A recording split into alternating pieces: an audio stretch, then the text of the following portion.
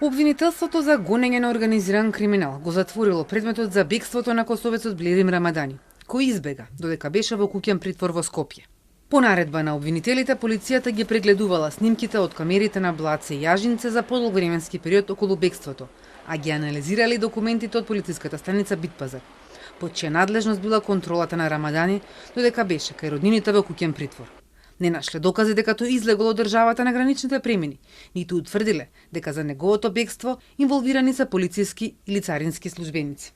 Обвинителството ја затворило и предистражната постапка за судијата Пајазит Пајазити, кој му определи притвор на Рамадани, па му го замени со куќен притвор, од каде избега, а се пријави од другата страна на границата. Во предметот против судија на претходна постапка по преземени предистражни дејствија, обезбедени податоци од мобилни оператори, обезбедена документација од кривичниот предмет и други податоци од судскиот совет и севкупна анализа е донесена резолуција дека во конкретниот случај не постои сомневање дека пријавениот сторил кривично дело попречување на правда, ниту кое било друго кривично дело што е во исклучива надлежност на ова обвинителство. Дисциплинска постапка за судијата водеше судскиот совет, кој на почетокот на месецов го казни со 6 месеци пониска плата за 30%. За разрешување немало доволно гласови, а потребни се 8.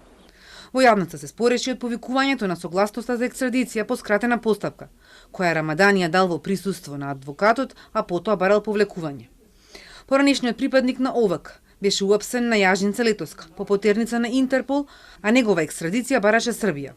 По бегството, опозицијската СДСМ обвинуваше дека било организирано и помогнато од вработени во полицијата, но и вработени во други институции.